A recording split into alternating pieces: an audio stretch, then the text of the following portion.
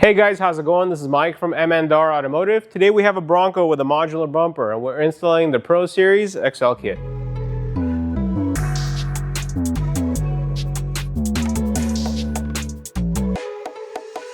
So this is what you get with the kit. You get a 40-inch curved Pro Series light bar, you get two 12-inch light bars, and you get all the mounting hardware.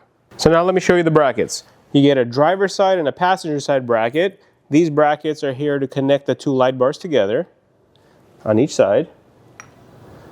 And then you're going to get two L brackets. These go on the outside. Yeah, the outside brackets are identical, so it doesn't matter whether it's a left or a right. The only thing that matters is the passenger and the driver's side brackets. So those are installed correctly. So let's get the brackets installed on the truck first. So first thing we want to do, we want to remove these accessory bolts. We're going to go on the outside ones. It's a TP40 bit, which is not to be confused with the T40. The TP40 is a little bit thicker and it won't strip it out. We're going to remove it and we're going to thread it through the bracket. So now I'm going to thread the bolt that we just removed through the eyelid of the bracket. This eyelid is going to be facing towards the grill. It's going to be behind the light bar. We're not going to tighten all the way because we want adjustment, so I'm just going to get it slightly tighter. Alright, so for now this is good because we're going to need adjustability to center the light bar. So now we'll do the same thing on the passenger side. So same thing, the outer bolt, we're going to go ahead and remove it. Thread this bolt through the bracket, and the eyelid of the bracket is facing towards the grill. And we're going to reinstall it. So now let's grab the 40-inch light bar and install it in these two tabs. So because the factory auxiliary switches on the Bronco are on the driver's side, we're going to make sure that the wire comes out of the driver, so that way we have plenty of wire left. And we're going to align it in between the brackets. So now we're going to use the supplied hardware in order to attach the light bar to the brackets. You have two bolts and two washers on each side. We're going to use the Allen key just to tighten these side bolts.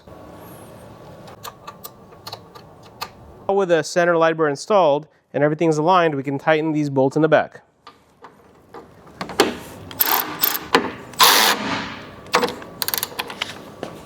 So now with the center light bar installed, let's go ahead and get this wiring in the engine bay. It'll help us clear some things up here and it won't get in the way of us installing the sides.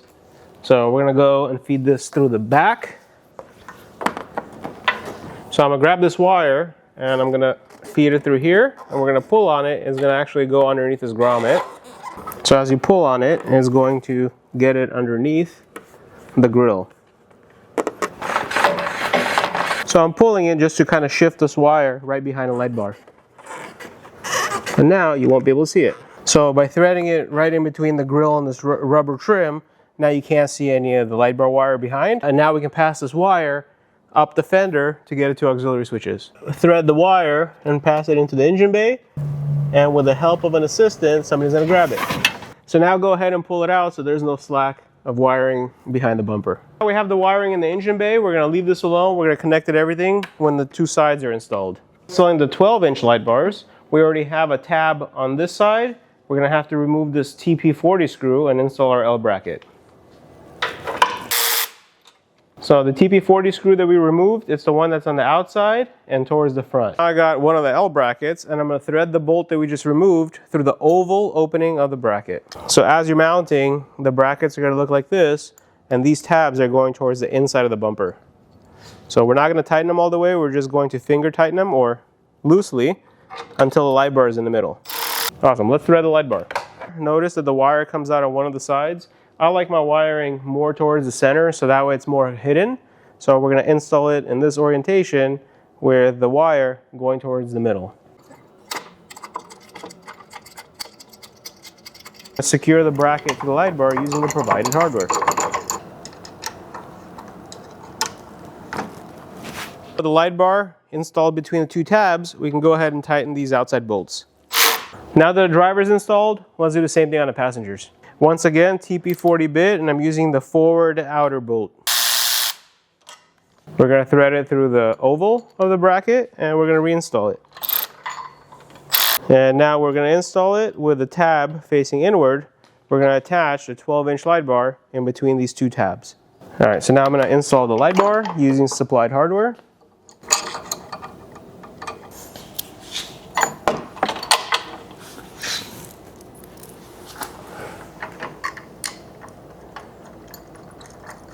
tighten the side bolts with the Allen key. So now with the light bar installed, let's go ahead and tighten these outside bolts. So now that we got the 3 light bars installed, the 40-inch light bar wiring is already in the engine bay. Let me show you how I'm going to wire the 2 sides. So because the 40-inch light bar has 8 feet of wire, you can extend it directly to auxiliary switches. The 12-inch light bars, they only have about 16 inch. So M&R provides a wiring kit in order to bridge the 2 lights together and extend it to the auxiliary switches. So you're going to get 2 grounding straps, 1 for each side, and you're going to get the main wiring harness with 2 power sources. Since they also have amber backlighting, we have to use up 2 switches. So the wiring harness has a Y intersection, and the Y intersection we're going to use on the driver's side. One of the ends is going to go stretched out to the passenger side, and the other side of the Y is going to get connected and extended to auxiliary switches. So let me show you how I connect it. Alright, so let's go over the wiring of the lights. All 3 lights have identical color scheme. The red is going to be the power to the powerful white light.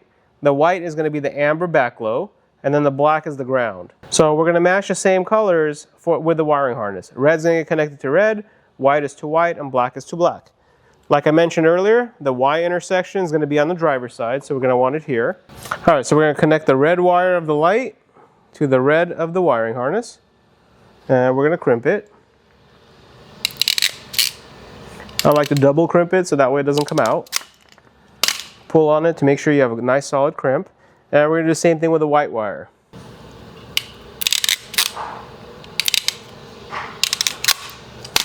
Perfect. Now with the black wire, you do get to provide a grounding strap. We're going to ground these lights individually. Black to black, and crimp.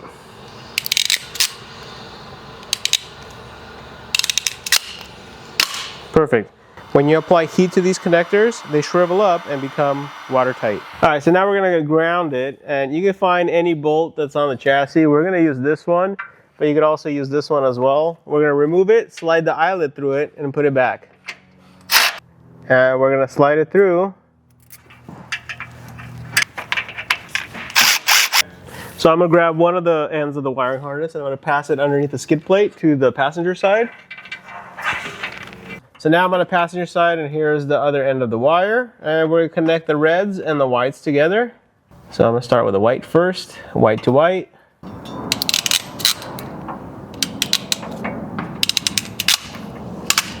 And we're going to do red to red. Alright, so black goes to the grounding strap. Alright, so now we got all the wires together. I'm going to go ahead and heat shrink them. Alright, perfect. So now we can find a grounding spot on the passenger side. I'm going to use this bolt here. We're going to remove it. We're going to thread it through the eyelid, and we're going to reinstall it.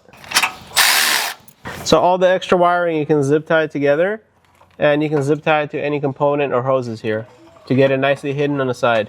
So now this leaves us with the last end, and we're going to go ahead and feed it just like the light bar wire up the fender, so that way we can get it into the engine bay. So I'm going to thread it from the bottom, and with the help of somebody from the top, they'll be able to pick it up. So I'm looking for any opening that I can see.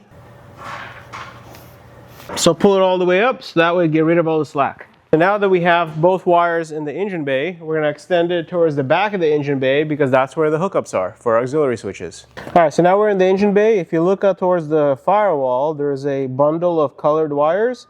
These are your factory auxiliary switches. I'm going to go ahead and loosen them, and then we're going to use switch number 3, which is a 30 amp fuse for the powerful white light, and we're going to bridge them all together. So in this install, we're going to fuse all the light bars together. So we're going to combine all the reds together and all the whites. If you want them split up on different switches, where one switch controls the inner light and one switch controls the 2 sides, you would just throw them on 2 different power switches. So if you wanted to, you can fuse the red wire with the yellow wire and get it on this side. Therefore, all of these are going to be bridged together. So I'm going to take the red to the yellow, and I'm going to crimp it to the red, and that's going to provide switch number 3. We'll turn on all of our white lights. Get a nice crimp, tug on it to make sure. Perfect. So now we're going to do the same thing with the white wire, which is going to be our amber backglow.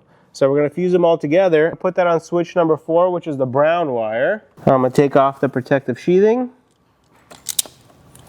I'm going to strip it. So on the light bar end, this is the white wire to the brown wire. I'm going to connect that to the wiring harness to the white wire, and I'm going to crimp it.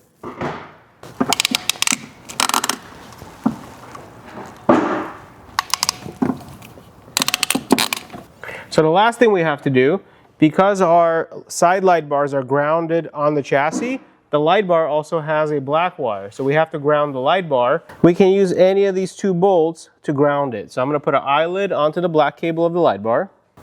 I use this bolt here to ground it. I'm going to take out this 8mm bolt. I'm going to thread it through the eyelid, and we're going to reinstall it. All right, let's go ahead and test it. Switch number 3 is going to be the powerful white light, and switch number 4 is going to be the amber backglow. Wow, I love how the amber matches the rest of the amber markers on the Bronco.